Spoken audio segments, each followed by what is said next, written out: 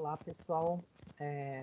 Eu vou dar início, então, à aula de aplicativos informatizados, referente à análise de gráficos, e hoje a gente também já começa a discutir um pouquinho sobre os gráficos relacionados à potenciometria, né, que é uma técnica que a gente utiliza nos laboratórios, nas análises instrumentais e que demandam, né, após análise, o uso da ferramenta do Excel para a construção dos seus gráficos, né? De qualquer forma, antes da gente falar especificamente do gráfico de potenciometria e trabalhar no Excel, é importante que a gente compreenda a forma, né, que se deve fazer para analisar os gráficos, né? Então, como que a gente faz a leitura do gráfico? É muito importante que quando a gente construa um gráfico, a gente tenha em mente, né, qual a informação que ele nos passa, como que a gente avalia essa informação, como que a gente tira essa informação, né? É estranho você imaginar que alguém que não entende aqueles dados, como que ele vai construir aquele gráfico, né? Se ele não entende qual informação ele quer passar, né? Então, é importante que a gente, antes de discutir efetivamente a construção desses gráficos e o uso, né, do Excel para isso, é importante que a gente tenha em mente, né, como a gente faz a avaliação de gráficos, né? Isso é algo importante, porque sempre aparecem em provas de concurso ou mesmo o Enem, onde a análise de gráficos acaba sendo algo cobrado. Isso de qualquer tipo de gráfico, né?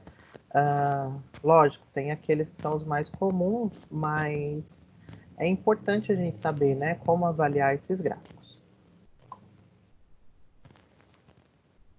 Então, a primeira coisa é definir, né, o que são, né, os gráficos. E aí eu fui atrás, né, de uma resposta um pouco mais acadêmica, né, para poder definir gráficos, né, porque às vezes a gente pensa em gráficos e fica aquela ideia do que de fato significa, né, gráfico.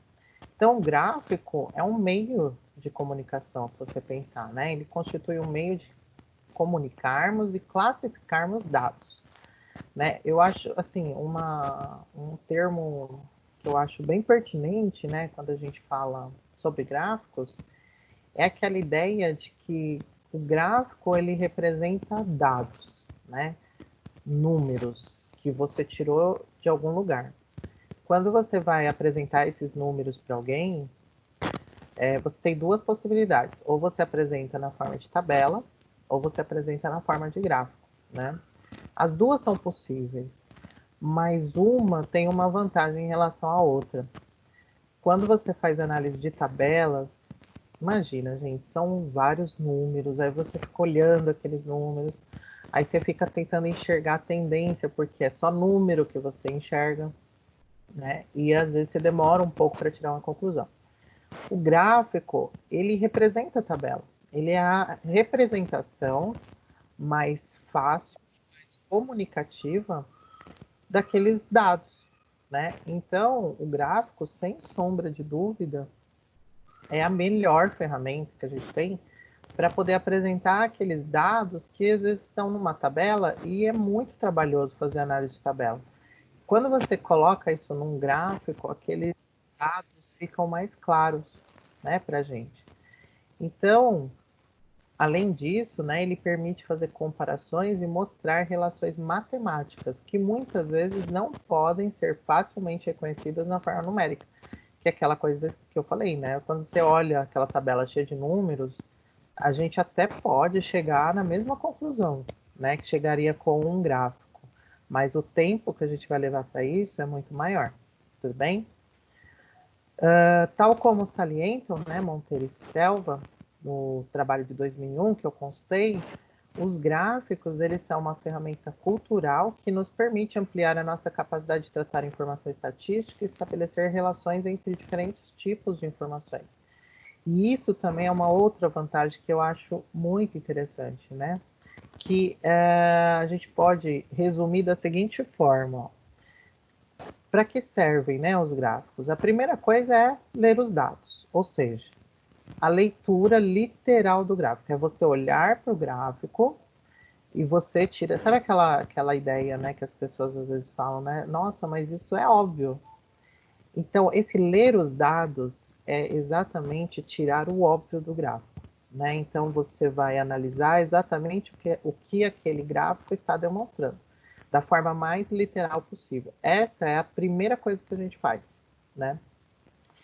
A segunda coisa é ler entre os dados, ou seja, interpretar os dados, verificando tendências e relacionamentos. Então, você primeiro faz uma leitura do que aquele gráfico está falando, aí depois você, sabendo do que aquele gráfico representa, você já consegue fazer a interpretação dos dados, você consegue verificar tendências, né, de uma tendência de aumento, uma tendência de decréscimo, você consegue fazer relações, né, entre aqueles dados. Então, um dado obtido num dia X, um dado obtido com um dia Y, são muito parecidos, porque aí entra o terceiro item, que é ler além dos dados. Ou seja, é contextualizar e predizer. Então, você ler o gráfico, literalmente, você monta uma relação entre os dados que estão sendo apresentados ali, e você vai agora contextualizar, você vai tentar criar hipóteses em cima daquilo que está sendo apresentado. Então, por exemplo, se você relacionou dois dados de, sei lá, análises que vocês fizeram em dias diferentes, mas que os resultados ficaram muito parecidos, você pode tentar contextualizar isso com o meio onde essa análise foi feita, né? Será que eles foram feitos sobre a mesma condição de temperatura, de pressão, né? E aí a gente consegue predizer se a gente verifica essas tendências. Quer dizer, será que agora todas as minhas leituras que eu fizer daqui para frente eu preciso fazer com controle de temperatura para não dar essa variação que eu tive nesse gráfico, né? Então você tem você adquire essa capacidade, né? De, lógico, você é uma hipótese, né? Mas é uma hipótese com base em um dado, né, gráfico que você tirou de informações pré-estabelecidas, realizadas, né, de análises que foram feitas, tá? Então, às vezes, quando a gente fala de gráficos, né, parece uma coisa simples, né? Ah, não, mas é óbvio, é lógico que eu sei fazer análise de gráfico, mas não é verdade, né? E não é crime não saber, né? É algo que a gente precisa criar o costume. Se a gente passou a nossa vida toda, né, fazendo análise de dados de outra forma, quando a gente pensa em outra maneira de fazer essa análise, não é uma coisa fácil, né? Vai ficar fácil depois, só que para a gente chegar nesse depois, a gente precisa treinar, a gente precisa discutir, né, exatamente as informações que um gráfico nos traz. Então, aí eu trouxe alguns tipos de gráficos, né, que são comuns, né? O primeiro deles é o gráfico de barras, né, e o de colunas, né, eles são parecidos com a diferença da orientação da barra, né? Então, olhem só, né, eu fiz um gráfico aqui que é sobre a preferência dos alunos do técnico em química, né, sobre o que eles fazem, né, no curso, o que eles preferem, né? E olha só que coisa interessante, aluno sempre reclama de relatório, mas todos esses alunos, ó, 100% deles preferem fazer relatórios. Olha só que interessante, né?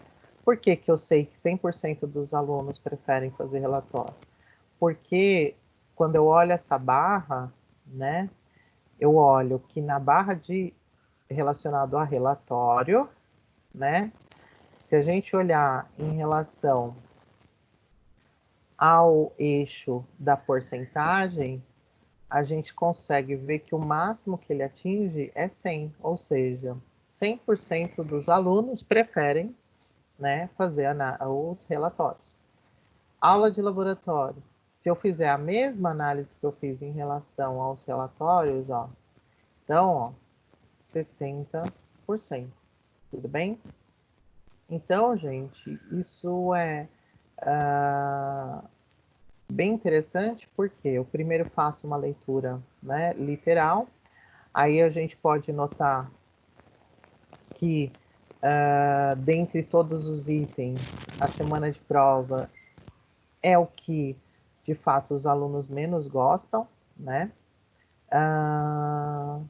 Que mais que a gente pode tirar de conclusão? Se a gente pensar no perfil, né, do aluno, de qualquer tipo de aluno, é meio esperado que ele não goste de fazer provas, e principalmente quando é tudo preso numa única semana. Então, pensando nas condições, olha só, então eu entro naquele terceiro tipo, né? Pensando nas condições, né, de fazer tudo numa semana, é de se esperar que eu tenha realmente uma porcentagem baixa. Será, e aí é o predizer, que se eu espalhar essa semana, essas provas, desculpa, ao invés de deixar tudo numa semana, deixar com que elas fiquem espalhadas no semestre, ou seja, mantenha a mesma quantidade de avaliações, só que espalha pelo semestre. Pode ser que isso aqui aumente numa próxima pesquisa. Então, perceba, eu primeiro faço a leitura literal, depois eu faço uma relação entre os dados e, por último, eu faço uma predição. Ou seja, predição é meio estranho, né? Eu vou predizer, melhor, né? Que se eu mudar essa condição, pode ser, né, que essa porcentagem de alunos que não gostam, né, de fazer uma semana de provas, melhore, tudo bem? Outros tipos de gráfico de barra, só que aqui é um gráfico, né, um pouco mais relacionado à nossa área. Então, aí, como a gente percebe, são várias barras, né, e nessas barras a gente tem essa representação aqui, que ela indica nada mais, nada menos do que o erro da análise, né? Então, a gente tem alguns tratamentos estatísticos que a gente pode fazer, a gente vai aprender isso em análise química quantitativa, e aí a gente tem como fazer o cálculo desses erros, né, a partir do desvio padrão. E aí a gente tem como inserir isso nos gráficos. Então aqui ele está dizendo o seguinte, né, que a gente teve esse resultado, mas de acordo com o tratamento estatístico e o erro, esse valor pode variar dentro desse intervalo aqui, ó. Sabe aquela questão, né, que o pessoal fala nas pesquisas eleitorais? Ah, o tal candidato tem 30%, com a margem de erro de 2%. Né? Essa margem de erro é essa barrinha aqui, ó, né? Essa margem de erro, ela indica que, na verdade, o candidato ele pode ter de 28, porque é 2 para menos e 2 para mais. Então, ele pode ter, se ele, o valor absoluto foi 30, né? A média dele foi 30, mas o erro é de 2%, então ele pode ter 28%, que seria o mínimo que ele teria, ou ele pode ter 32%, que é o máximo, ou seja, 2% a mais. Então, isso são informações que a gente também consegue, né, passar através dos gráficos. A gente tem o famoso gráfico em pizza, né? É um gráfico muito comum quando a gente quer mostrar do universo de 100%, como que estão distribuídos, né? Então, por exemplo, aqui agora eu não lembro se é referente à composição de água ou composição, né, das principais moléculas no corpo humano, né? Então a gente lembra, né, que o corpo humano tem 75, 85% de água. Eu só não lembro agora se é do corpo humano mesmo, tá? Mas enfim, de qual corpo for, aqui, né, ele indica, se a gente perceber, que boa parte do círculo é representado pela água, né? A gente tem gráficos em linha, então a gente usa muito, né, na química os gráficos em linha. Esse aqui é um gráfico, por exemplo, que demonstra o equilíbrio químico, né? É provável que vocês vejam isso. Não sei se em APFQ1 ou APFQ2. Então, no equilíbrio químico, a gente consegue montar duas curvas, né? Cada uma representando, então, aqui o consumo de reagentes e aqui o surgimento de produtos. Vai chegar um momento que, óbvio, como a reação está acontecendo, reagentes vão diminuindo a concentração, mas os produtos vão aumentando. E aí chega um momento que isso tende ao equilíbrio, né? Que a gente diz que é o tempo, né, que leva para atingir o equilíbrio.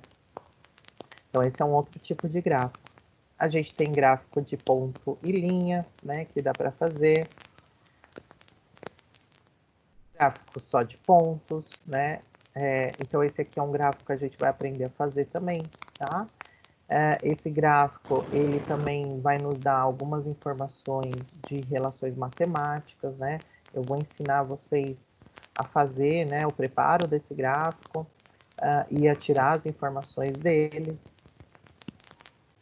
Bem? Então, era isso que eu queria discutir sobre análise de gráficos, né? Eu vou deixar algumas recomendações de vídeos para ajudá-los, né, nesse desenvolvimento. E aí eu começo agora, na verdade eu quero só dar uma introdução ao tema de potenciometria, né? Para que vocês tenham uma noção só, tá? A minha ideia hoje não é que vocês saibam fazer uma potenciometria, não, tudo ao seu tempo. Mas como eu vou ensinar vocês a montar um gráfico de potenciometria, é importante que eu explique para vocês, né, da onde vão sair os dados que a gente vai usar para construir aquele gráfico de potenciometria, tá? Pelo menos uma ideia básica, tá? Então, não fiquem assustados. O que eu vou discutir hoje vocês vão ter em outras disciplinas com muito mais profundidade, né? Mas a ideia é só passar uma noção para que vocês entendam que aquele gráfico que a gente vai aprender a montar, ele está saindo dessa análise, tá? Então, basicamente, né, a potenciometria, a gente pode aplicar ela às chamadas titulações, né? O que são as titulações? E aí eu estou usando um exemplo mais clássico, que é uma titulação do tipo ácido-base ou titulação de neutralização, né? Gente, uma titulação nada mais é do que uma reação controlada. Então, o que eu quero dizer com isso? Aqui a gente tem alguns instrumentos, né? Então, a gente tem o suporte universal e a gente tem uma bureta aqui, tá? Isso aqui é uma bureta. A bureta, ela tem uma graduação, onde a gente consegue verificar direitinho o volume, né? Que está sendo adicionado no nosso LMEA. Então, aqui, qual foi a situação proposta, né? Que na bureta a gente tivesse uma solução de hidróxido de sódio e no Erlenmeyer uma solução de ácido.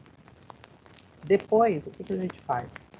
A gente coloca nesse Erlenmeyer uma solução indicadora, tá? Já vou explicar para que serve essa solução indicadora. Então, qual que é a ideia aqui? A ideia é que a gente tem aqui dentro dessa bureta uma solução que a gente chama de solução padrão de hidróxido de sódio. Essa solução padrão significa o quê? O que significa ser padrão? Significa que a concentração dessa solução é conhecida. Tudo bem? Já o ácido que está no Erlenmeyer, ele é uma solução de concentração desconhecida. E aí o que a gente faz? A gente vai fazer a reação entre esse ácido, que está no Erlenmeyer e que é desconhecido, em termos de concentração, com essa base. Só que essa base a gente conhece, a gente sabe qual é a concentração. Então, o que a gente vai fazer? A gente vai abrir a torneirinha, né, da bureta para gotejar, ou seja, de forma controlada, a gente vai começar a adicionar hidróxido de sódio, tudo bem? O que vai acontecer quando o hidróxido cair numa solução que tem um ácido? Vai acontecer uma reação ácido e base, né? Vocês devem lembrar, vai surgir aí como produto um sal e água, certo? Só que essa reação, ela não vai acontecer para sempre, né? Essa reação, ela vai acontecer até o momento que todo o ácido que tiver aqui, né, todo o H+ que tiver aqui, for neutralizado pelo hidróxido.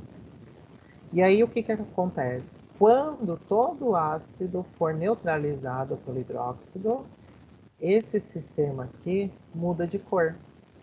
E por que ele muda de cor? Porque ele tem uma solução indicadora, ou seja, é uma solução que vai indicar quando o meio está ácido e quando o meio está alcalino, né?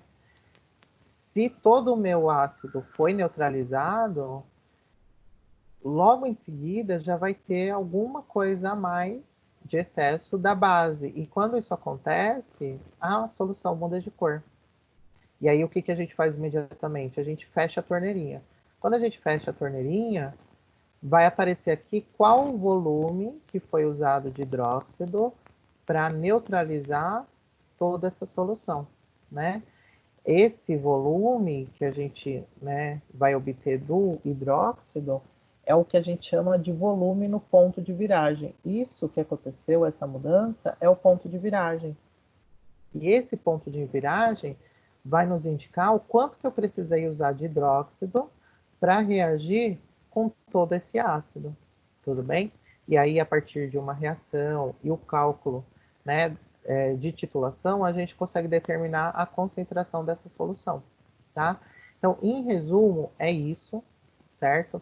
Eu não vou entrar na parte da conta, nada disso. A minha ideia agora é só que vocês saibam mais ou menos como que funciona, para vocês entenderem como que os dados para a potenciometria, para o gráfico, como que eles são obtidos, certo? Bom, mas não essa titulação, ela é a titulação clássica. É ela que vai nos dar base para a potenciometria, tá? Só que para a gente entender o que é a potenciometria, a gente precisa fazer uma contextualização. Então, a potenciometria nada mais é do que um método eletroanalítico, ou seja, é um método analítico, é para determinar concentrações e usa, né, dados da parte elétrica, né, informações, ferramentas da parte elétrica. Esse método, ele avalia a atividade de um íon em solução a partir de um eletrodo gerador de um potencial químico como resposta da variação de concentração desse mesmo íon. Em resumo, trata-se de um eletrodo, um equipamento que responde à variação da concentração de um determinado íon. E o exemplo é o eletrodo de pH. E aí eu pergunto para vocês, usando o exemplo que a gente, né, discutiu o ácido base. Vocês concordam comigo que quando eu estou fazendo uma titulação, que eu estou adicionando esse hidróxido nesse ácido, a reação ela está acontecendo, não está? A cada gotinha que cai do ácido, a reação ela vai acontecendo. Conforme vai acontecendo essa reação, vocês concordam comigo que no início eu tinha uma certa quantidade de H+ aqui, que é do ácido. Se eu estou adicionando uma base, parte desse H+ vai reagir com a base para formar água e sal.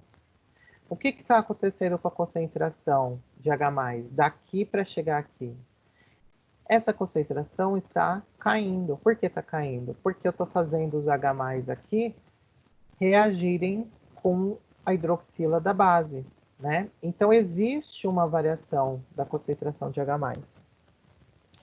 Se existe, eu posso usar um eletrodo, um equipamento, para monitorar isso.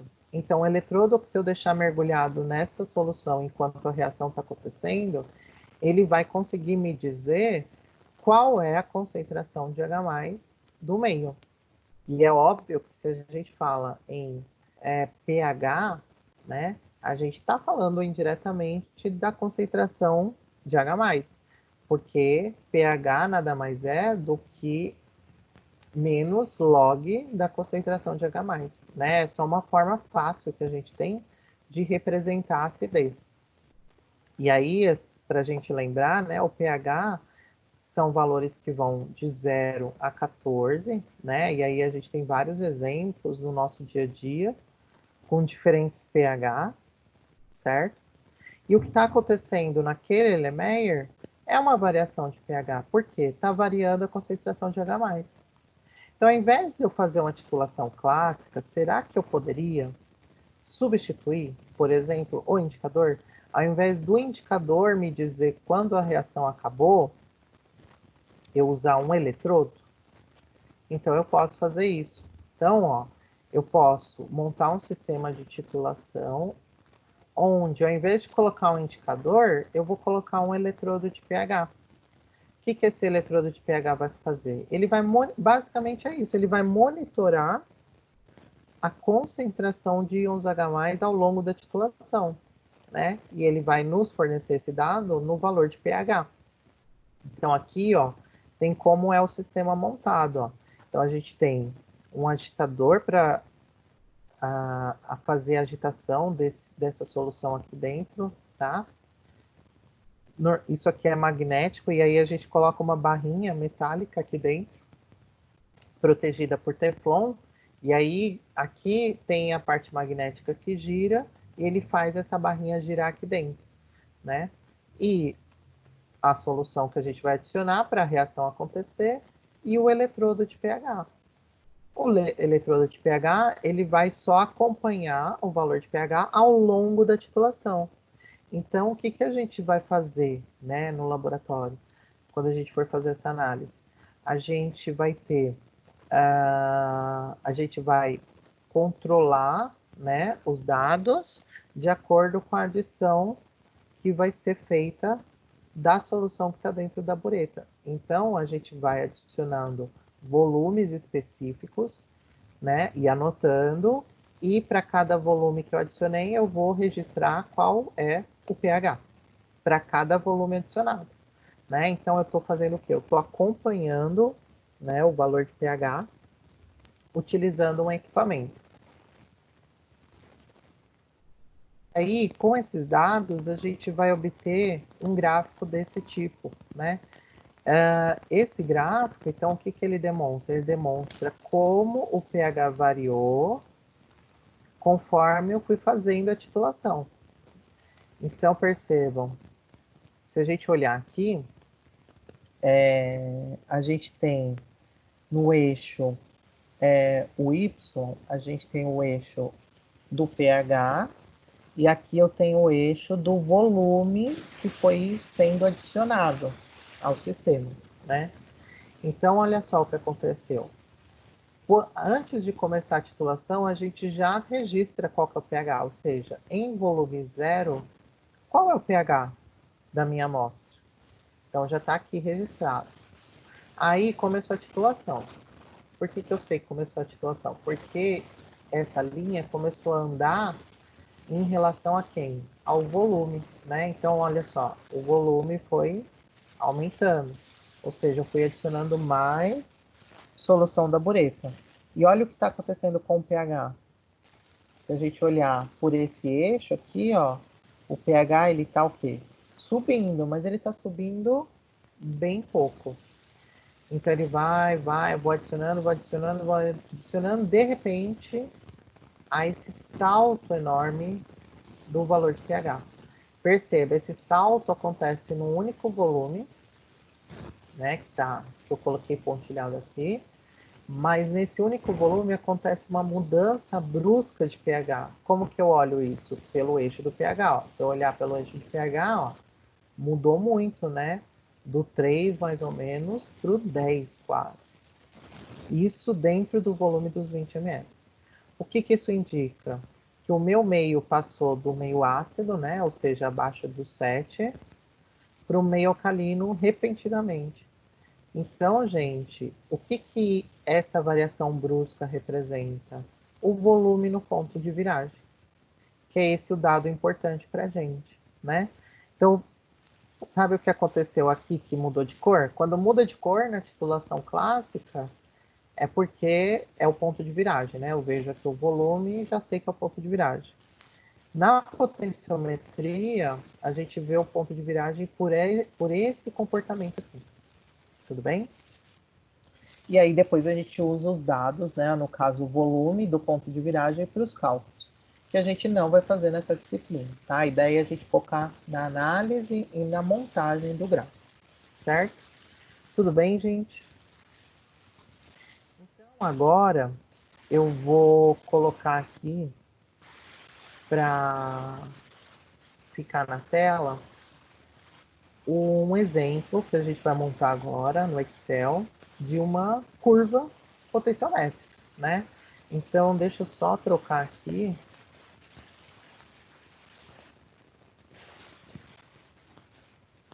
Pronto.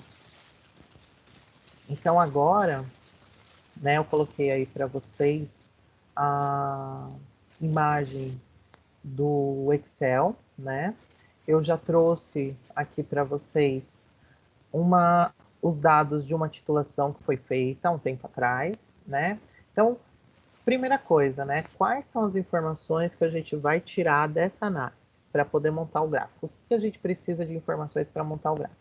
A gente precisa do volume da solução que estava na bureta e que foi adicionado, tudo bem?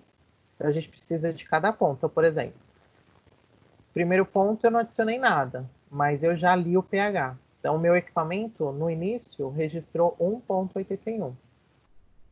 Aí, o que eu fiz? Eu fui lá na torneirinha da bureta e adicionei 1 ml, né? Consigo controlar lá pela graduação. Depois que eu adicionei 1 ml, eu olhei no meu pHmetro e estava lá, 1,85. E eu fui fazendo isso para cada ml adicionado. Percebam que aqui, gente, é o acumulativo, né? Então, aqui eu não é que eu adicionei 2 ml, não. Eu adicionei mais 1 ml. Quanto que eu adicionei nesse momento ao total? 2 ml, tudo bem? É que aqui eu fui adicionando de 1 em 1 ml, tá? E teve outras variações também, certo? Mas é sempre o cumulativo. Então, o 4, ele representa tudo que foi adicionado anteriormente, mais um determinado volume, né? Então, por exemplo, adicionei 3 já anteriormente, e como ele está 4 é porque eu adicionei mais 1 ml, tá? Então, aqui é o volume adicionado pelo pH. São essas informações que a gente precisa para montar esse gráfico, tudo bem? E aí, o que a gente agora precisa fazer? A primeira coisa que vocês vão fazer é selecionar as duas colunas, tá? Selecionem só os valores. Então, vocês vão pegar aqui, ó, para selecionar, lembrando, é clicar em cima da célula e segurar e arrastar, tudo bem? Então, o que ele fez? Ele selecionou os dois dados. A gente vai vir aqui em inserir. E no inserir, a gente tem os tipos de gráficos, né? São vários, gente. Aqui dá para brincar, né? Dentre aquilo que for mais interessante para vocês. A gente vai, para montar esse gráfico, vai escolher o gráfico do tipo dispersão, tá? A gente vai ver aqui, vai ter várias opções, ó. Inclusive, ele já apresenta, né, essas opções. O que a gente costuma usar para potenciometria é o tipo dispersão com linhas suaves, tudo bem? Então, vocês podem vir aqui, ó, e clicar em cima, certo? Aí ele vai formar o gráfico aqui para vocês, tudo bem? Só que assim, gente, esse é o gráfico bem basicão e falta um monte de coisa, né? Primeiro, a gente, sei lá, quer colocar esse gráfico num relatório, num TCC, não vai ser assim que a gente vai apresentar. Então, a gente precisa adequar ele, tá? Ou seja, formatar.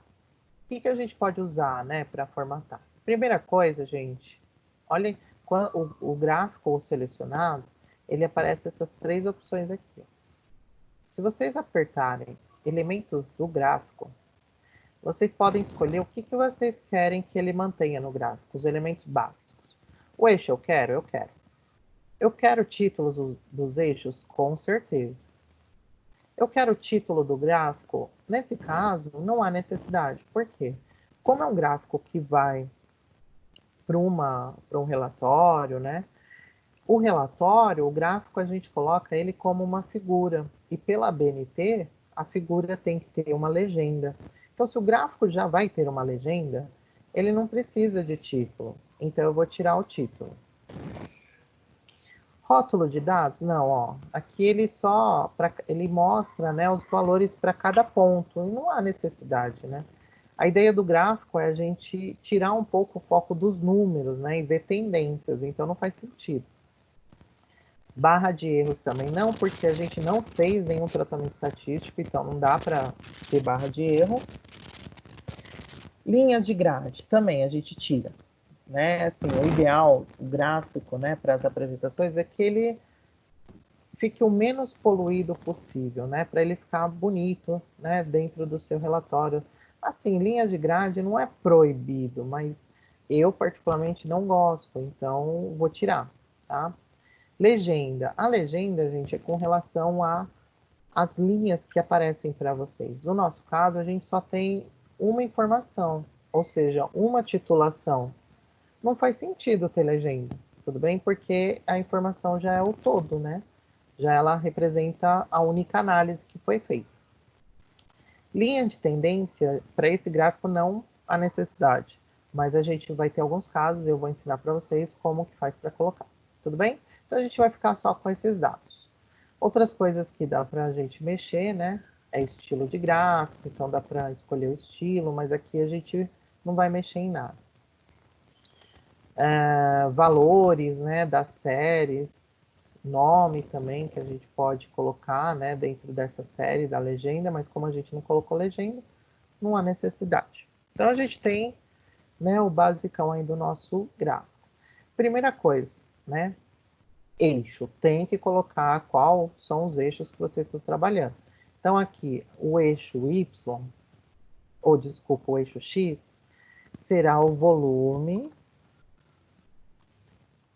e NaOH, eu tenho que colocar a unidade. A unidade é importantíssima. Depois, o eixo. Agora sim, o eixo Y, onde a gente vai colocar pH. Tudo bem? pH não tem unidade, é adimensional, então fica só pH. Então, pronto, a gente identificou os eixos. Agora, a gente tem algumas questões, né? Por exemplo, as linhas aqui, elas estão meio cinzas, né? Os números. Será que a gente tem como mudar essas cores? Sim, a gente tem, tá?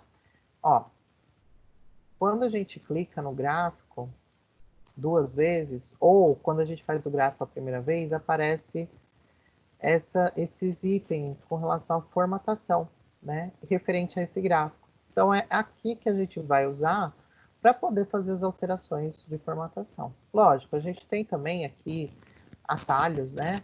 Para fazer, por exemplo, uma mudança de layout, né? Mais específica, dá para escolher. Alterar cores, né? Da linha, no caso. O estilo do gráfico também dá para alterar aqui. Então, assim, adicionar elementos também do gráfico. Então, aqui dá para fazer.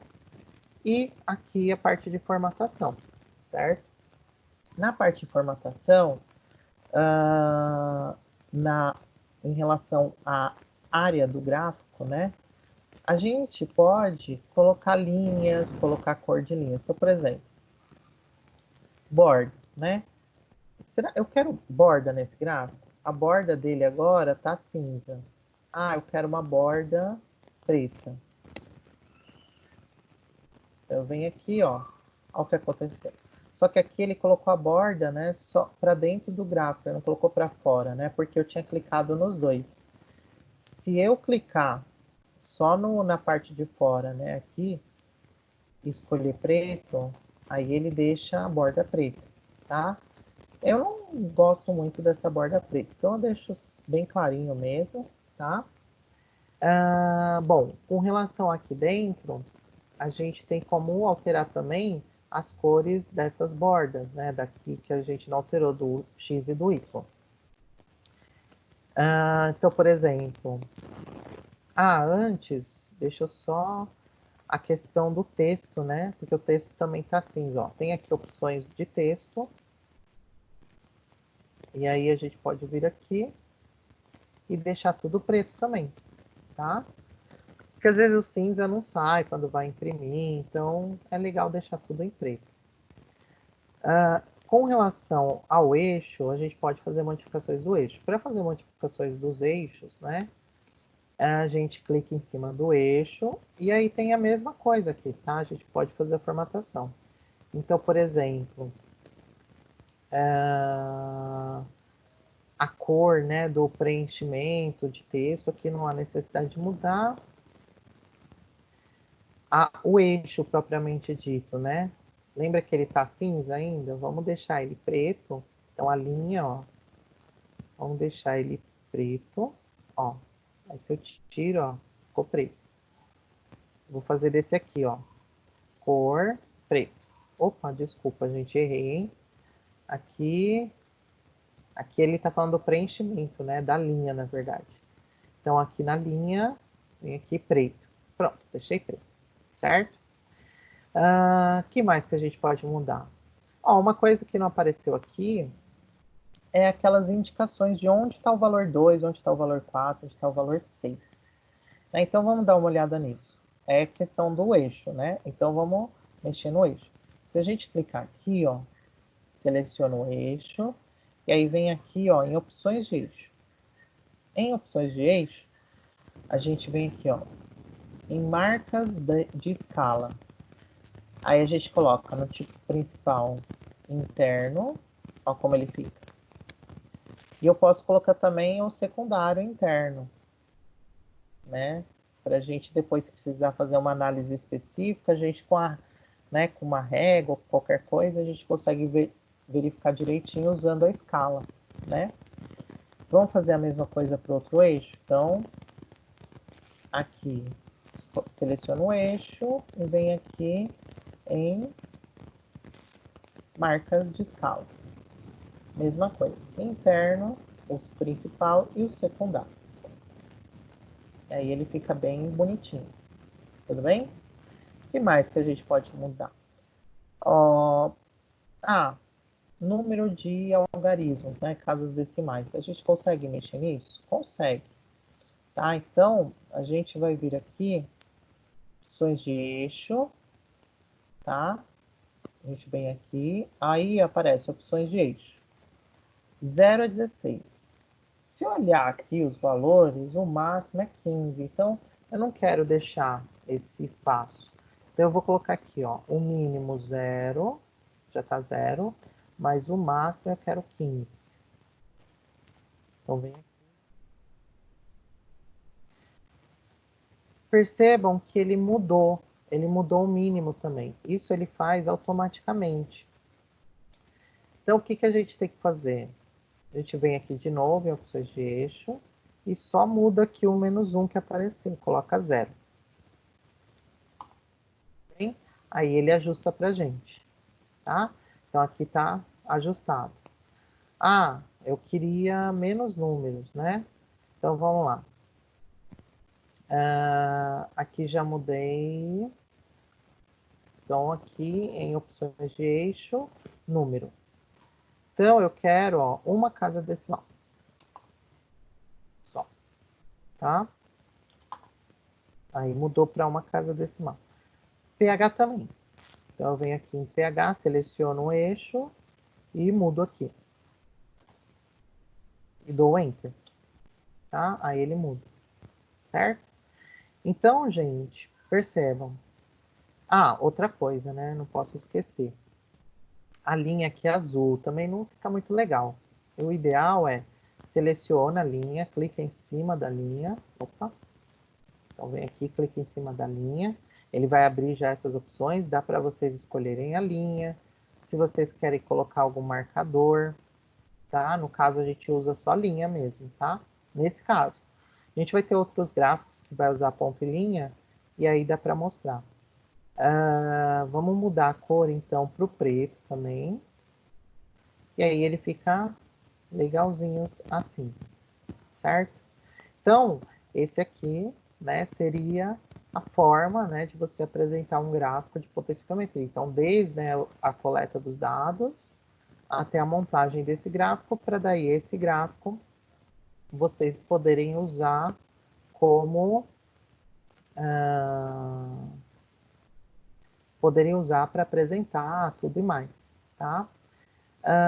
Além disso, gente, vocês podem trabalhar com gráfico ou do lado das informações da planilha, né? Ou dá para transformar esse gráfico como se fosse uma outra aba aqui, né? Se vocês clicarem com o botão direito em cima do gráfico, vai aparecer essas opções aqui, né? O que, que a gente faz? Vem aqui em mover gráfico, e aí você pode colocar ele, ó, nova planilha, gráfico 1. Então, sei lá, graf potenciometria. normal.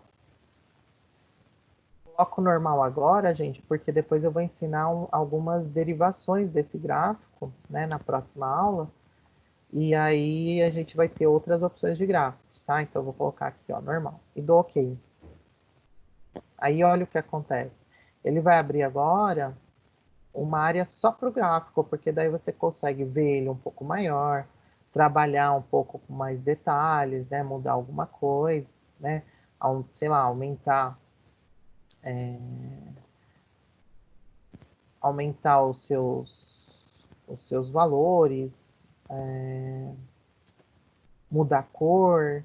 Então dá para trabalhar tudo isso, tá? Deixa eu ver aqui mais. Bom, acho que era só isso, tá? A gente, por enquanto, né? Então, essa é só uma apresentação mais simples de um gráfico. Conforme a gente for fazendo as outras aulas, eu vou mostrando outros modelos, né, de gráficos e também outras ferramentas, né, que a gente pode utilizar dentro dessas possibilidades para fazer a formatação do nosso gráfico, certo? Então é isso. Olá a todos, boa noite. Eu vou dar início então à segunda parte da aula de aplicativos informatizados, referente ao uso do Excel para a construção dos gráficos de potenciometria, né?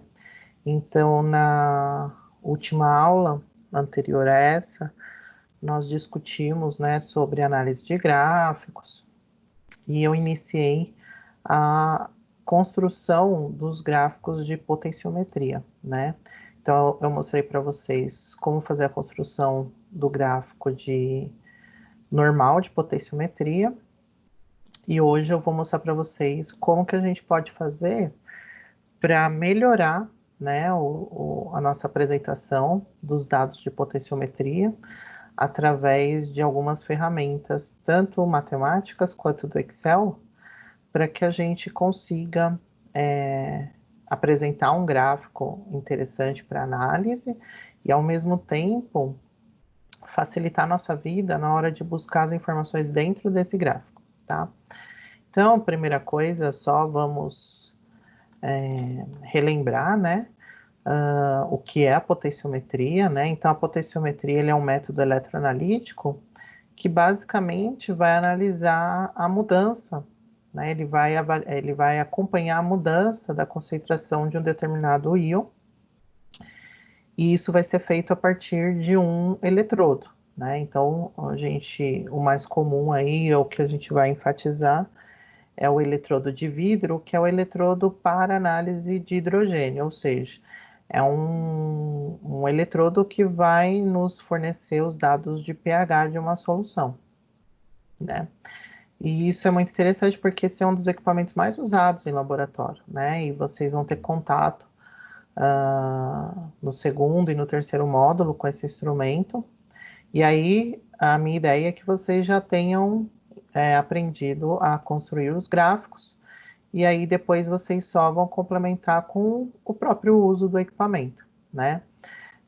E ele é um equipamento muito interessante porque a gente consegue tanto determinar o pH de uma solução, né? Então aqui tem vários exemplos, né, de soluções do cotidiano, né?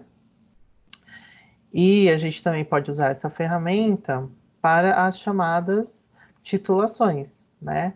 Então, não sei se vocês se recordam, a titulação é uma reação controlada, né, que a gente faz para a determinação da concentração de uma solução. Então, por exemplo, se eu quero fazer determinar a concentração de uma solução de um ácido, então eu vou fazer uma reação controlada desse ácido com uma base, ou seja, eu vou fazer uma reação ácido-base, né, que vai formar sal e água. E se a gente imaginar que essa reação vai acontecer, né, entre um ácido e uma base, significa que a gente vai mexer na concentração de H+ do meio, né, porque eu estou mexendo com H+ e hidroxila, né, um ácido e uma base. Então, é de se esperar que a concentração da minha solução, enquanto eu estou fazendo a reação, ou seja, Eu tenho uma solução de ácido aqui, por exemplo, que eu não sei a concentração, e aí eu coloco na bureta uma solução de uma base de concentração conhecida, ou seja, um padrão. E vou gotejando nessa solução ácida, né? E acompanhando a mudança da concentração de H+, utilizando um eletrodo de pH, né? E esses dados vão ser apresentados aqui no nosso equipamento. Só que vai chegar uma hora que todo o H+, que está aqui, vai ser neutralizado pela base que está vindo na bureta, né? O que que eu quero descobrir? Eu quero descobrir o quanto da base eu preciso usar para reagir completamente o ácido que eu tenho aqui. Porque com esses dados, eu consigo, através da reação e da estequiometria, determinar o quanto eu vou ter de ácido nessa solução. Para isso, eu preciso determinar o quanto que eu preciso de usar da base para neutralizar tudo, certo? E é óbvio que a gente precisa ter essa base de concentração conhecida, já que aqui o ácido, a concentração é desconhecida, certo? Então, só para relembrar, né, isso que a gente discutiu na aula passada. Então, o que que vai acontecer agora?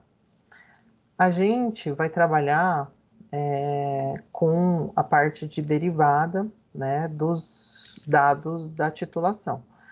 O que que significa derivada? Derivada nada mais é do que um método matemático, né, para melhorar, nesse caso, né, para melhorar a visualização do ponto de viragem, ou seja, né, o momento em que todo o ácido foi neutralizado, né, se for uma titulação onde eu quero determinar a concentração do ácido. E aí, não sei se vocês lembram, o que que eu mostrei para vocês, né, na semana passada? Eu mostrei como construir uma curva normal, né? Então, a gente pega os dados de volume que eu adicionei, né, através da bureta, e os dados de pH. Então, normalmente eu vou precisar dessas duas informações, do volume que eu adicionei e do pH que eu fui tendo em cada ponto que eu fui adicionando, né? E aí eu consigo construir essa curva aqui, né? Então, percebam, no início é só ácido que eu tenho, né? Ou seja, o ácido, a amostra pura, sem adição de nada. Conforme eu vou iniciando a titulação, ou seja, eu vou adicionando, né, a base, o que que vai acontecendo com o pH? O pH vai aumentando, e isso acontece porque o meio está ficando menos ácido, tudo bem? Aí vai chegar um momento em que ele tem uma grande variação de pH num único volume, né?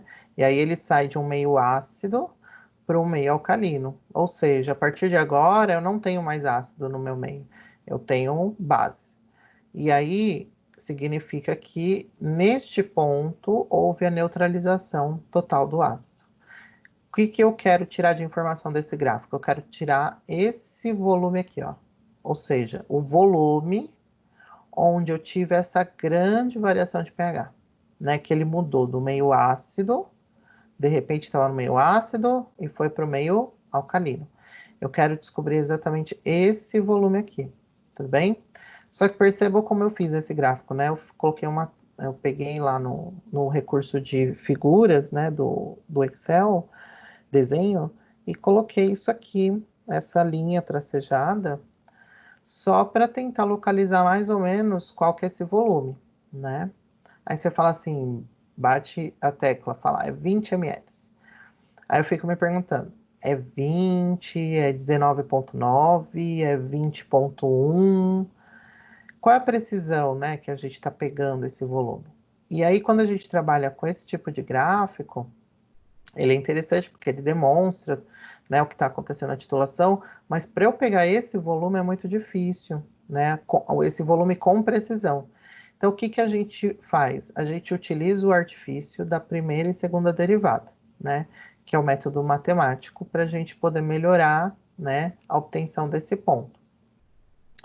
É óbvio que eu não vou ensinar hoje aqui o que é a derivada, isso é para o ensino superior, mas eu já consigo mostrar para vocês, pelo menos, como calcula no Excel e como a gente pode aplicar isso na potenciometria, que é bem fácil, não tem muito segredo, tá?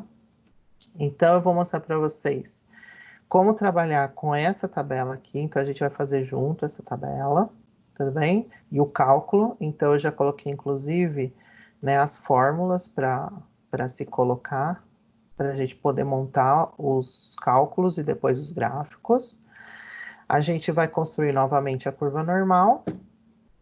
E com os dados de derivada, a gente vai construir o gráfico da primeira derivada. Então, perceba, é a mesma titulação, só que agora eu fiz a primeira derivada e o gráfico ele fica dessa forma, né? Com um pico. E é exatamente nesse máximo desse pico, se a gente fizer uma tracejada para o eixo do volume, a gente consegue determinar o volume do ponto de viragem. Só que ainda assim não é muito preciso, né? Porque eu estou comparando um ponto. Tudo bem, melhorou, porque agora eu estou comparando um ponto, e aí é só fazer uma tracejada e eu consigo chegar no volume. Mas será que eu consigo melhorar isso? Consigo, a partir da segunda derivada, tá?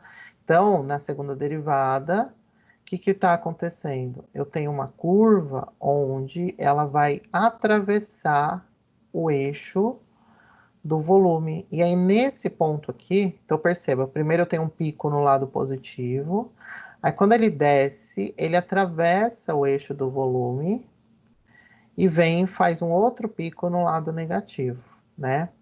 Esse ponto aqui é o ponto do ponto de viragem, né? E por que que ele é o mais preciso de todos? Porque a curva está passando em cima dele. Eu não preciso fazer nenhuma aproximação, nenhuma tracejada. Eu tenho como chegar nesse volume certinho, né? E aí eu vou mostrar para vocês como que a gente faz para melhorar a resolução e poder enxergar melhor, né? Com um pouco mais de cuidado, qual que é o volume envolvido aqui. Tudo bem? Então vamos lá. Eu vou colocar agora na tela para vocês o gráfico, né? A tabela do Excel, que eu já meio que deixei ela semi-pronta. Então, gente, essa aqui é uma tabela que eu montei e eu vou passar para vocês o modelo, né? Porque é uma tabela que eu montei há muito tempo atrás, eu montei na época da faculdade, porque para facilitar, então eu queria deixar algo pronto, já que eu pudesse só colocar os dados da minha titulação e ele já me calculasse tudo o que eu preciso para fazer os gráficos. Ou seja, eu não ia precisar ficar fazendo toda vez montando os cálculos para fazer os gráficos, né? Então a ideia era o quê? Facilitar a vida. Então, eu montei esse gráfico, essa tabela, desculpa. E aí, o que que a gente vai, depois que tiver montado os cálculos, o que que vocês vão precisar mexer somente? Nos dados da titulação, ou seja, quando você fizer uma titulação, você vai ter os volumes e os pHs. Você só vai ter que substituir aqui e ele já vai fazer o cálculo para você, né? Isso é bem interessante. Então, como que a gente vai fazer? Eu deixei esse modelo aqui só para a gente ir acompanhando. Aí, aqui a gente tem três regiões, né, de três cores diferentes. O primeiro é da curva normal, para fazer o gráfico normal. Essa segunda, né, coluna C e D, para fazer o gráfico da primeira derivada. E esse aqui, para o gráfico da segunda derivada. Essas regiões coloridas é o que a gente vai usar para construir os gráficos. O que a gente vai precisar agora é fazer os cálculos para preencher essas colunas, tá? Então, a ideia dessas outras colunas aqui, estão em cinzas, né? Estão sem cor, na verdade, é que seja o local onde a gente vai fazer as continhas, e aí a gente só vai abastecer aqui com os resultados necessários para construir os gráficos, né? Então, como que a gente vai fazer isso? A gente vai seguir as fórmulas que eu coloquei aqui, tá? Então, na coluna C, ele está pedindo para a gente colocar as informações de resultado que derem na coluna J4, tá? Então, a gente tem o J aqui e é o J4 aqui, certo? Então, o que que a gente vai fazer? A gente vai pegar, vai colocar o sinal de igual, lembra, ou de mais, né? Para começar a fórmula. E aí, ele quer o J4, correto? Então, a gente vem aqui, ó, J4 e clica. E dá um Enter. tá? Obviamente ele vai aparecer zero porque não tem nada ainda aqui, tá? Eu só tô já deixando tudo pronto. Aqui ele quer o I4, né? Então a gente vem aqui, igual. Agora eu vou digitar, tá? I4, ó. Tá vendo que ele já demonstra aqui qual que é. Dá um Enter. Agora eu quero o L4. Enter. E o K4. Então, igual K4. Tudo bem? Já deixo pronto. Só que eu não vou querer só para essa linha, eu vou querer para todas. Então, o que que a gente vai fazer? A gente vai pegar aqui, selecionar as 4. Tudo bem? Vem aqui no quadradinho, né? Vai aparecer esse sinal de mais e a gente arrasta para copiar tudo. Tá? Agora, a gente só vai ter que ter uma atenção, tá? Quando a gente vai fazer o gráfico da primeira derivada, a gente tem que sempre sumir com essa última linha, tá?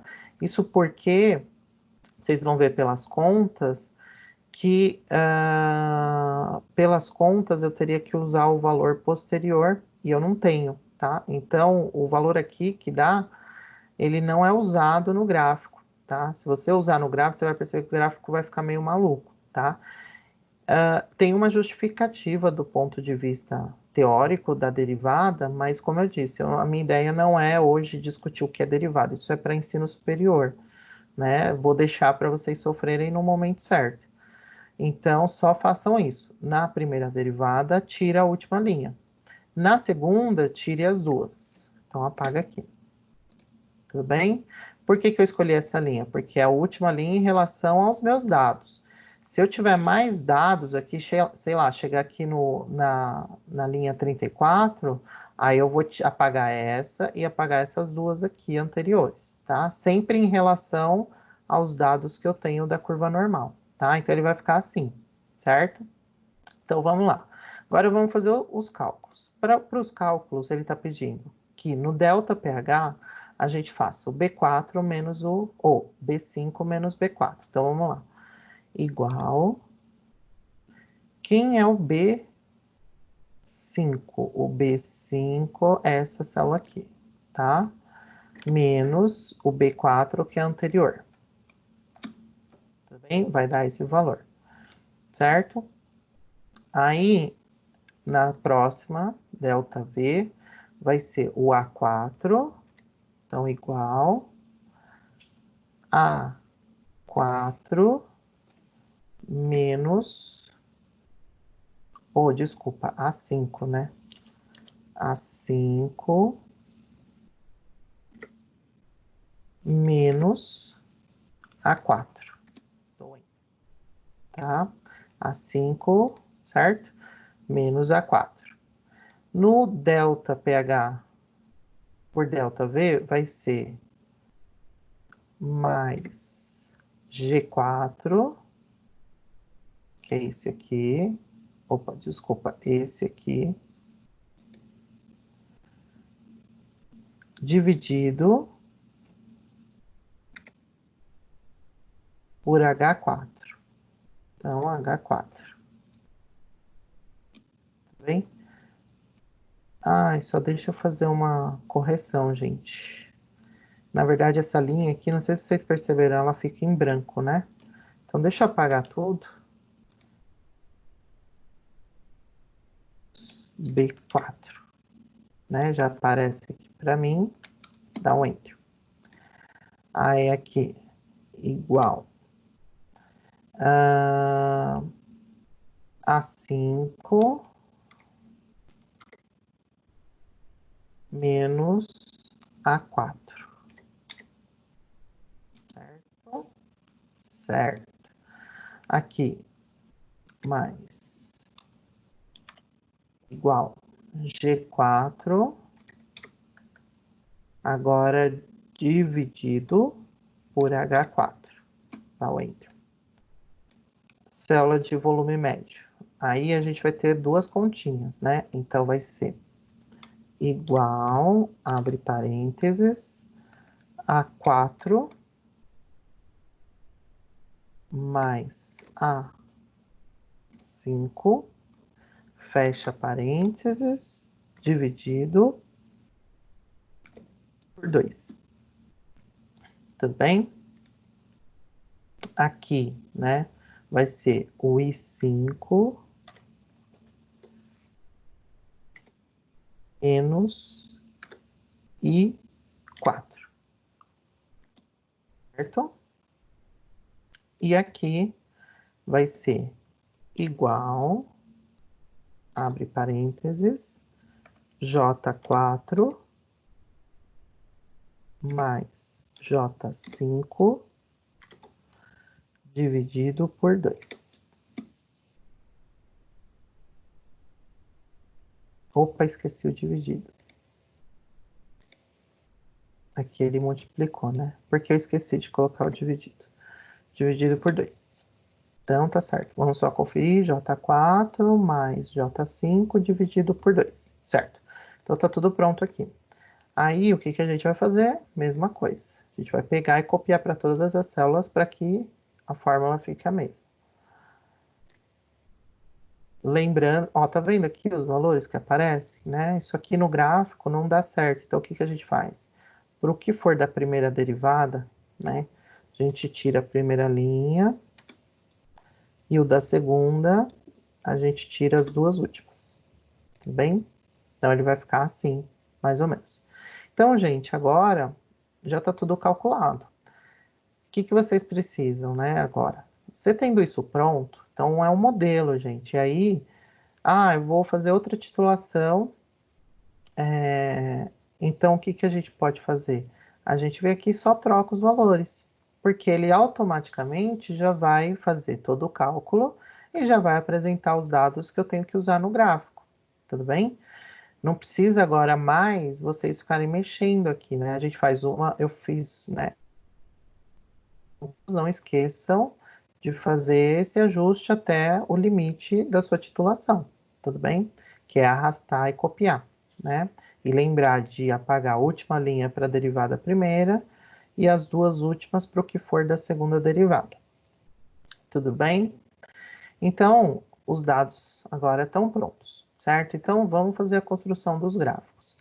Vamos fazer primeiro, né, até para efeito para relembrar, o gráfico da curva normal, tá? Então, para fazer a curva normal, a gente seleciona os dados, né? Vem inserir. Aqui no meio aparece os dados de gráfico. A gente vai escolher o dispersão linha. Tudo bem? Ó, tá aqui. Certo? Aí, a gente agora precisa fazer a formatação, correto? Para fazer a formatação, a gente pode, né, adicionar e tirar elementos do gráfico. Então, a gente vai querer os eixos, né, os títulos dos eixos, não precisa do título do gráfico e não precisa das linhas, certo? Então, é isso que a gente precisa. Tudo bom? Aí a gente clica duas vezes aqui em cima do gráfico para ele abrir as opções, né, do gráfico. Aí a gente vem aqui para mudar o texto já, né? Tá. Então agora aqui no eixo, né, opções de texto.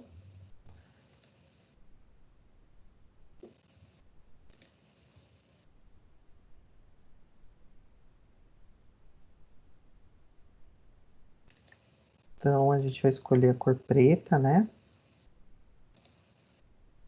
Eu já vou fazer para tudo, né? Então vamos lá, opções de texto, seleciono todo o gráfico, opções de texto, pronto, já foi em tudo. Facilita a nossa vida. Opções do gráfico. Então a gente vai também, já está tudo selecionado, deixar tudo preto. Mas aqui foi só a borda, né?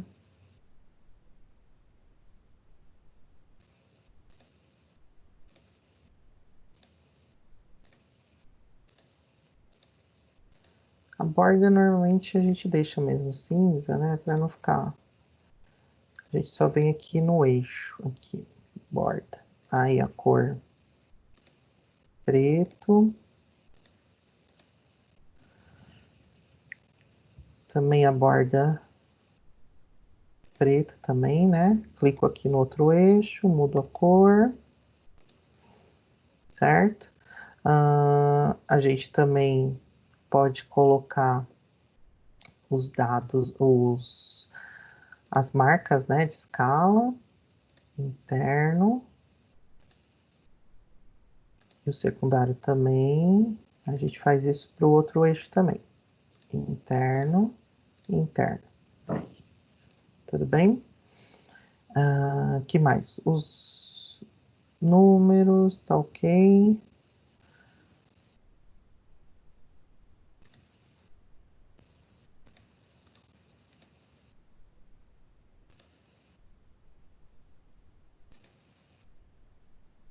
Aqui, opções de eixo, a gente vai colocar 0 e 15, né?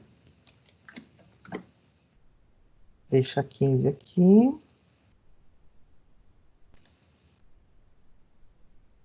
E ele mudou as... Então, a gente acerta para o 0 aqui, pronto. Ele acertou.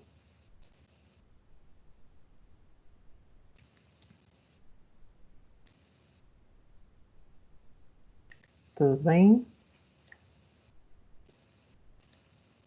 Categoria de número. Aí a gente vai deixar uma casa decimal, até porque essa é a precisão da bureta, né, que a gente usa para fazer a adição desse volume, então não há necessidade. Deixar uma casa decimal. E, e o eixo. Então, aqui o volume. Então, aqui eu seleciono, né? E aí eu consigo mudar, então, para volume TNAOH. ME. Aqui, gente, uma coisa que também vocês podem colocar é a concentração, se vocês tiverem, tá? Então, normalmente tem, né? Porque é do padrão. É que aqui eu tô usando esses dados como exemplo só, não tem uma concentração, mas normalmente tem. A gente também coloca qual é a concentração, tá? Da base. Aqui, pH. Tudo bem? A linha aqui, né? A gente também troca. Deixar azul não, deixar preto. Certo? E aí a gente tem a nossa curva normal, tá? Certo? Essa aqui é a nossa curva normal. Tudo bem? Agora eu vou deixar aqui do lado a curva normal para a gente fazer a primeira derivada, tá? O gráfico da primeira derivada. Na verdade, a gente pode fazer, ao invés de fazer separado, a gente pode fazer junto. Mas eu vou fazer primeiro um e depois eu vou mostrar como adicionar o segundo utilizando a mesma formatação, para não ter que formatar tudo de novo. Então, agora é o seguinte, a gente vai selecionar os dados da primeira derivada, tá? Mesma coisa, inserir gráfico de linha. Ó, já está aparecendo aqui. Pronto, tá? Então, aqui eu tenho o gráfico da primeira derivada, né? E aí, eu posso fazer também a formatação já, né? Então, eu venho aqui, título do eixo, tiro do gráfico, tiro a linha de grade, né? Já mudo aqui o eixo, então aqui vai ser a primeira derivada, aqui vai ser o volume, né?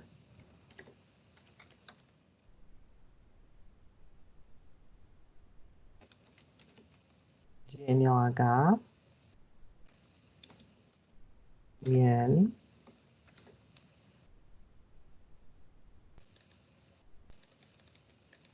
Aqui a gente tem como, a gente coloca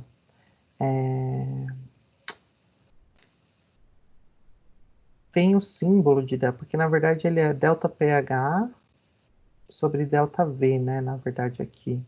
Acho que eu até coloquei aqui no modelo, deixa eu ver. Ó, delta pH sobre delta V, tá? Normalmente é isso que a gente coloca aqui. Eu vou até copiar Isso aqui é um modelinho já pronto, né? E a gente copia já aqui.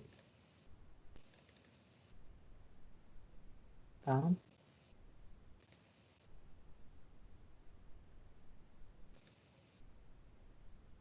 Aí só vou diminuir aqui, ó. Então, tá com ele selecionado, eu venho aqui em página inicial e faço a formatação normal, tá? Deixar em 10.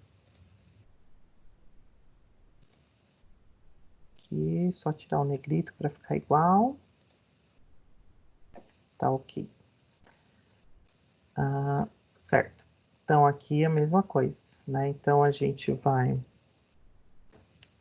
nas opções de texto para já trocar a cor, né, de tudo. Deixar tudo preto. Aqui também. Deixar preto. Certo? Mesma coisa, tá? Da formatação que a gente fez até agora. Não tem nenhum segredo. A gente seleciona a área aqui do gráfico, né? Deixa eu selecionar a área do gráfico. Para trocar a cor da borda. Para ficar fechadinho, né?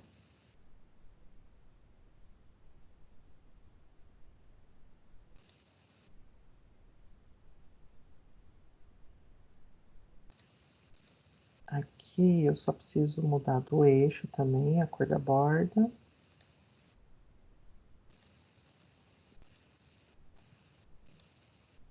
Cor da borda.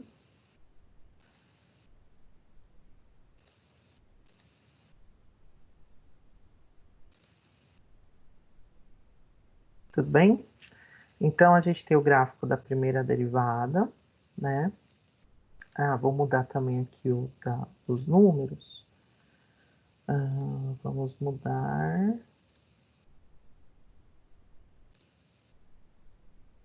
Aqui já tá 0 e aqui é 15, né? Ele vai mudar para o -1, a gente muda para o 0 novamente para ele voltar. Números. A gente deixar uma casa também. Tá? E as marcas de escala também, interno, interno. Marcas de escala, interno, interno do outro eixo também, tá? Então, ó, a gente tem o gráfico, né, de primeira, segunda derivada, ou primeira derivada só, certo? Agora, o que que a gente pode fazer? Aqui, ó, não sei se vocês perceberam, as marcas de escala estão sendo cobertas pela linha, né, dos dados. Eu acho que a gente pode mudar aqui. Vou mudar aqui a marca da escala.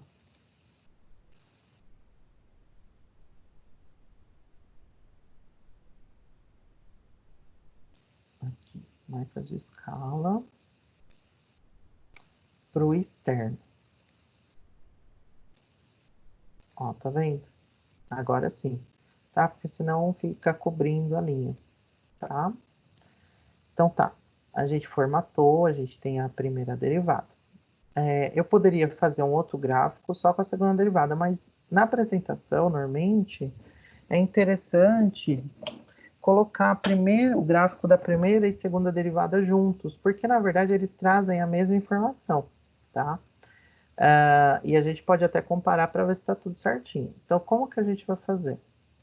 Vocês vão vir aqui em cima do gráfico, opa, tirei do lugar, tá? Então, vocês têm o gráfico aqui, vocês vão vir com o botão direito em cima do gráfico e vai aparecer essas opções aqui para vocês. Vocês vão colocar esse aqui, ó, selecionar dados, tudo bem? Aí o que que acontece? Nesse selecionar dados, ele aparece a série que está aparecendo, ou seja, os dados dessa série. E aí a gente vai adicionar mais um, tá? Então a gente vem aqui, ó, adicionar, aí vocês colocam o nome da série, por exemplo. Vamos colocar já o nome que a gente quer para essa segunda série, que é o da segunda derivada. Tá? Coloca aqui. Aí agora a gente vai selecionar os dados X do meu gráfico, dos dados que vão vir. Então eu venho aqui, ó, tá vendo essa flechinha para cima? Vou clicar em cima e aí eu vou vir aqui, ó, e vou selecionar. No caso eu quero selecionar volume. Então vem aqui, ó, volume. Volto aqui, ó, e clico aqui em cima, certo? Ele já selecionou. Agora eu quero o Y. Vem aqui, o Y são os dados da derivada. E seleciono. Para selecionar, gente, é clicar em cima e arrastar, tá? Volto aqui e pronto. Então, o que vai acontecer? Eu dou OK. Já vamos mudar o nome dessa série aqui, ó. Vamos colocar primeira.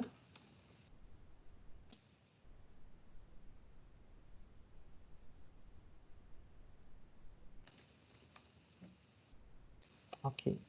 Ah, eu coloquei com D maiúsculo. Vou editar aqui. Vou trocar. Maiúsculo também. E dá OK. Certo? Então, vem aqui, tá tudo certo. OK. Ó. Então, agora a gente tem no mesmo gráfico, aproveitando a mesma formatação, os dados, né, da primeira e da segunda derivada. A única coisa que a gente pode fazer é mudar, né, além, né, primeiro, agora a gente tem dois dados, não tem? Então, a gente tem uma linha preta e uma linha vermelha. Agora, passa a ser interessante a gente colocar a legenda aqui. Então, se a gente vir aqui, ó, no mais, a gente pode optar agora por colocar a legenda. E aí, lembra que eu mudei lá o nome das séries, de primeira derivada, segunda derivada? É justamente para já na legenda já aparecer certinho, ó. Vou deixar aqui desse lado. Ah, gente, isso que eu fiz, né, de mudar, eu só estou pegando ele está selecionado, eu clico em cima e seguro e vou arrastando, tá? Aí eu consigo colocar na melhor posição, tá? Então, vamos mudar a cor aqui da linha da segunda derivada? Então, vamos lá.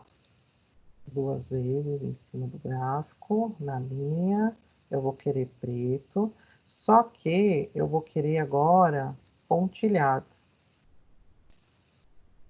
tá? Então, eu vou ter ele preto, o completo vai ser a primeira, e o pontilhado vai ser a segunda derivada. Tudo bem? Então, gente, em tese, né, aqui o meu gráfico estaria pronto, né? Bem apresentado, né, bonitinho, né? Com a formatação correta, com a legenda, tudo bonitinho. Agora, só que assim, isso é o que eu vou apresentar. Então, por exemplo, isso aqui eu vou pegar e vou colocar no relatório, eu vou colocar na apresentação. Só que eu preciso tirar um dado desse gráfico, que eu ainda não tenho, que é o volume do ponto de viragem, né? Então, o que eu costumo fazer, né, e recomendar? Primeiro é tirar isso aqui como uma figura da minha tabela e colocar ele como se fosse uma nova planilha, tá? Que eu acho que fica mais fácil de trabalhar. Então, a gente vai vir aqui, né? Com o botão direito, a gente vai mover gráfico. A gente coloca como nova planilha, a gente pode colocar derivado. E dá OK, tá? Então, olha só, fica mais aberto, a gente consegue ver melhor. Tudo bem? Aí, olha só que interessante. A gente aqui, se a gente observar o ponto de viragem, ó, tem esse lado positivo, aí ele desce. Quando ele desce, ele cruza o eixo do volume e vem para o lado negativo. Nosso ponto de viragem está exatamente aqui, ó, né? Só que assim, qual o volume exatamente, né? Eu vejo que ele está acima de 10 e menor que 12, né? Então, a gente precisa melhorar um pouco, né? A gente pode, por exemplo, aqui a gente clica em cima do eixo, clica duas vezes, né? Aí a gente vem aqui, né, nas opções de eixo. E a gente pode, por exemplo, tá vendo que aqui está entre 2 e 2, né? Ó, 0, 2, a gente pode diminuir isso. A gente pode usar de 1 em 1. Perceba que ele mudou também o secundário, né? Tá? Ele faz esses ajustes automáticos, mas a gente pode também mudar, por exemplo, deixar, quer dizer, vamos ver, né? Pronto, ele deixou de 0, 1, tá? Então, o principal, a unidade principal, que é o que é apresentado, é de 1 em 1, e o secundário de 0, 1, 0, 1, tá? Então, ó, perceba que agora esse ponto aqui, ele está entre 10 e 11. Mas onde exatamente? Tá? Então, aí o que que acontece, gente? Para a gente pegar esse valor corretamente, no Excel, eu já tentei ver algumas formas, mas realmente não tem outro jeito, né? A gente vai ter que fazer um ajuste aqui de escala para conseguir enxergar bem esse valor, tá? Obviamente que a gente só vai fazer isso para poder pegar o volume certo, tá? Mas o que a gente vai apresentar num relatório é isso aqui, tá? Isso tem que estar claro para vocês. Então, o que que eu faço? Esse aqui está pronto, não tá? Então, eu normalmente faço uma cópia dele para não correr o risco de eu ficar modificando ele e sem querer salvar por algum motivo, tá? Então, o que que eu faço? Eu pego e crio uma cópia dele só para eu poder mexer nele, tá? Então, o que que eu vou fazer? Eu venho aqui, ó, com o botão direito, tem mover ou copiar. Aí eu coloco criar uma cópia, tá? Dessa planilha derivadas. Aí ele vem e, ó, aparece aqui, derivadas 2. Né? É o mesmo. Só que agora esse 2 aqui eu só vou usar para poder mexer na escala e visualizar esse ponto certinho, tá? Então, o que que a gente vai fazer? A gente vai fazer um ajuste de eixo para melhorar a nossa visualização desse ponto, tá? Então, a gente vem aqui e seleciona o eixo. Vocês concordam comigo que essa linha ela está passando pelo eixo do volume entre 10 e 11, não é? Então, a gente vai fazer o quê? A gente vai colocar o mínimo 10. Ó, perceba que ele já mudou. E o máximo 11. Então, olha o que aconteceu, né? Então, percebam, a gente tem agora a visualização só da região do 10 ao 11, tá? E cada um dessas subdivisões que está aparecendo aqui, ó, é de 0 a 1. Então, esse aqui é 10,1, 10,2, 10,3, 4, 5, 6, 7, 8, 9, 10, 11, tá? Então, o que que a gente nota? Que aqui é 10,1, 10,2. Ele está entre 10,2 e 10,3. Tudo bem? Então, a gente vem aqui, ó, 10,2.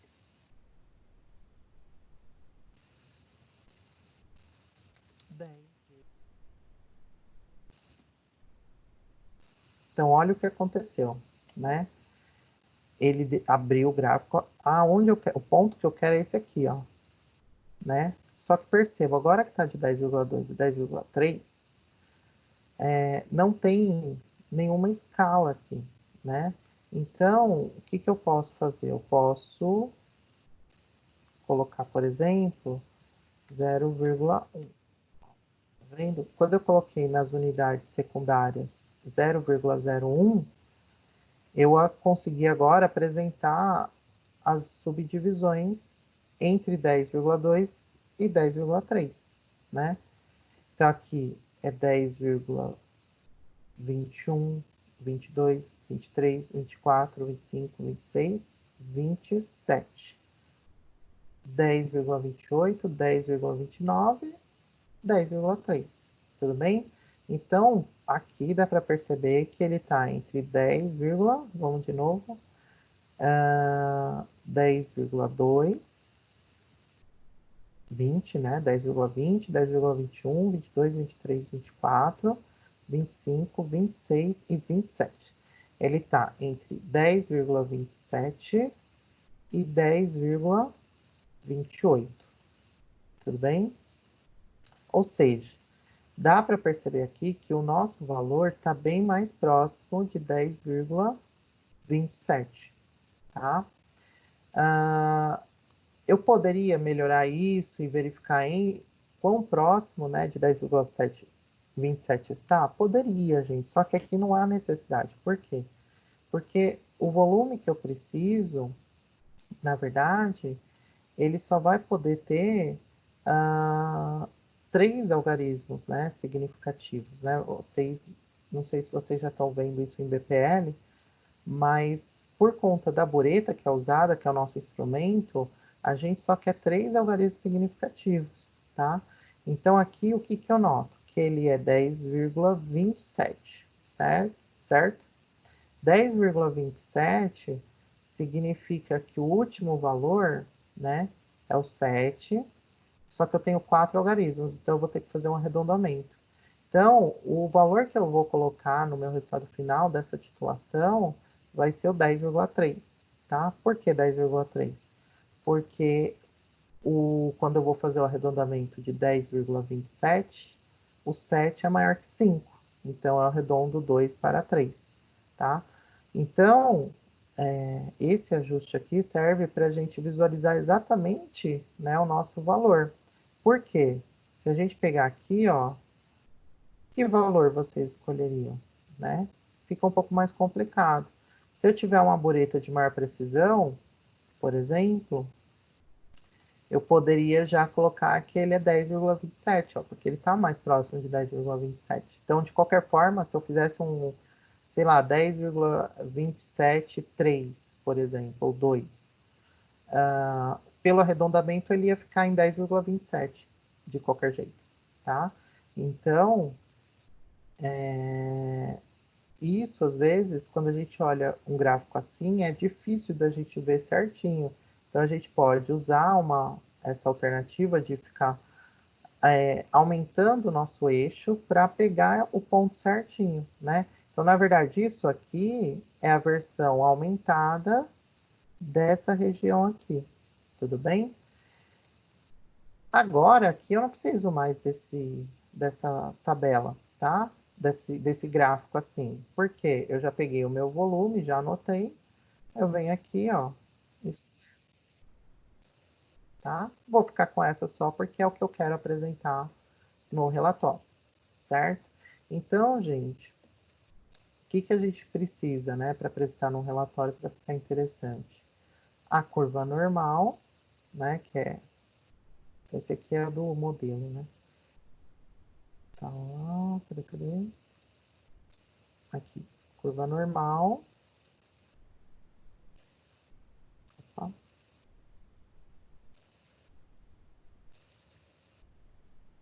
Então, eu tenho a curva normal e as derivadas, tudo bem?